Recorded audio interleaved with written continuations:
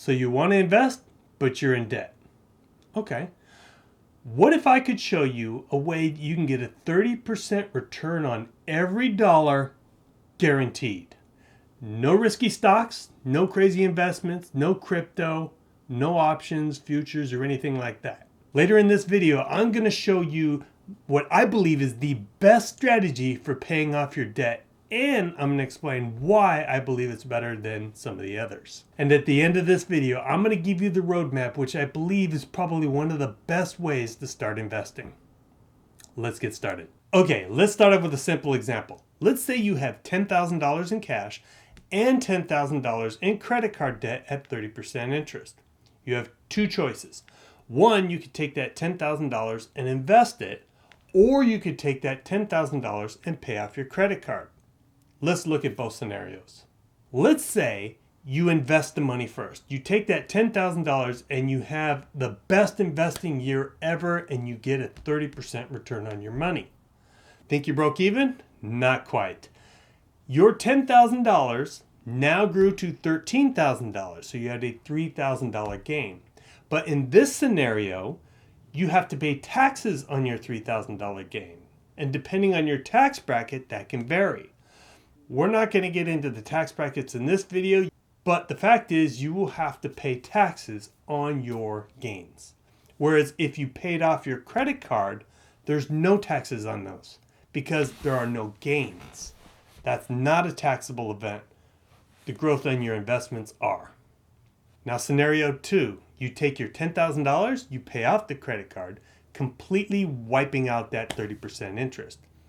Wiping out that 30% interest is going to give you more than a 30% gain on investment that you'll be taxed on.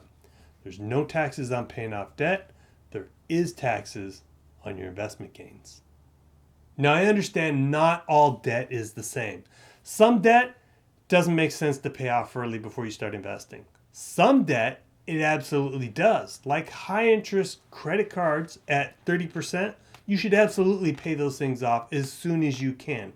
Whereas a low interest debt like a mortgage at 3%, maybe that one it doesn't make sense to pay off early. There, in that case, you can go ahead and start investing before you pay that debt off. But any of the high interest debts like credit cards, personal loans, or high interest variable debts, you should absolutely pay these off before you put any money towards investing. You see, the goal isn't exactly to eliminate every debt. It's to eliminate the debt that works hardest at separating you from your money. Any of those high interest debts, the ones that are really hard to overcome with investments. There are two popular strategies for paying off debt. The first is the debt avalanche. With the debt avalanche, you list off all your debts in the order of interest rate, paying the highest interest off first. The idea behind this is more mathematical. Every dollar you put towards your debt pays off the highest interest, giving you the greatest savings. And mathematically, that makes sense. The second popular method is the snowball. With the snowball method, you list off all your debts in order of balance, paying off the smallest balance first. All the others get the minimum payment. The smallest balance gets all your extra funds. So your minimum balance plus everything you can put towards it. Now, when you pay off the first one, the key is you don't save that payment. You take that payment and roll that into the next largest balance. And then you roll that one into the next largest and you keep rolling it over. Hence the snowball effect. Like a snowball rolling down a hill gets larger and larger. That payment you make towards your debt gets larger and larger. Now this one I believe is the best and my favorite for a couple reasons. This one's not mathematical, it's behavioral. But it does do some good things in addition to behavior. One benefit is it improves your debt to income ratio. It increases your cash flow. So the amount of money you have every month available towards putting towards this debt, paying it off, increases. This is helping you to win. Another thing it does is more psychological. As you start paying these things off, you get a check mark win. Hey, I paid that one off. Yeah, I'm winning. And each time you do this, you're getting ahead.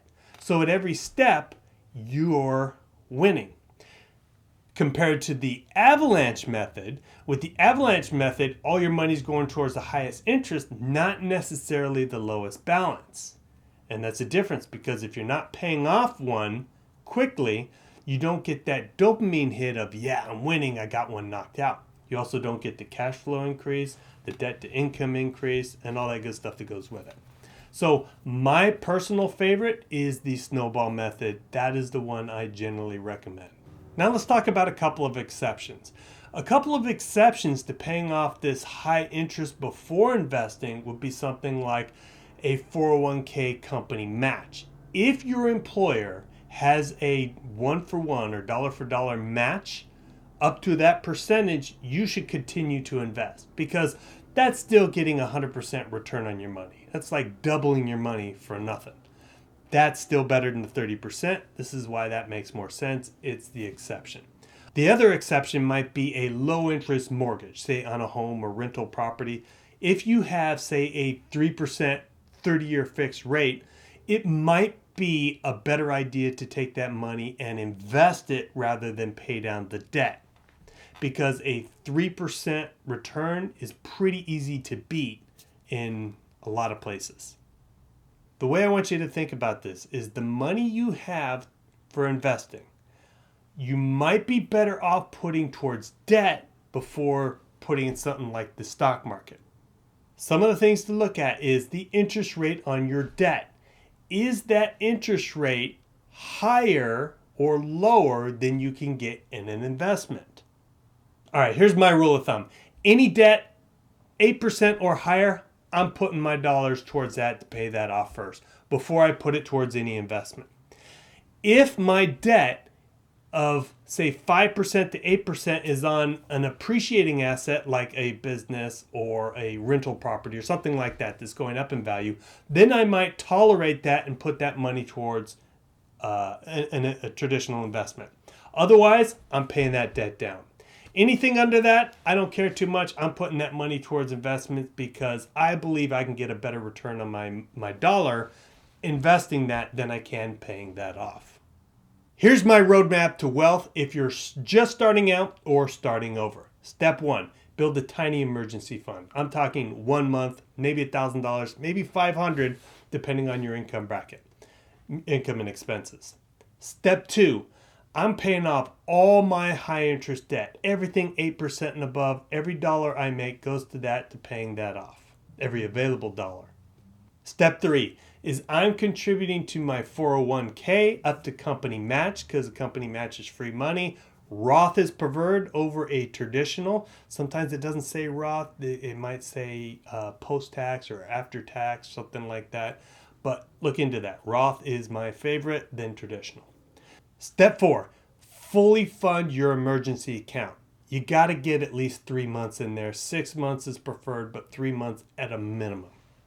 Step 5, now that you've done the first 4 steps, you're ready to invest. Now you can take your money, put it towards your investment, and you should automate it. That way you make sure you're making your payments. Hence the pay yourself first idea. Do these things in this order and your future self will thank you.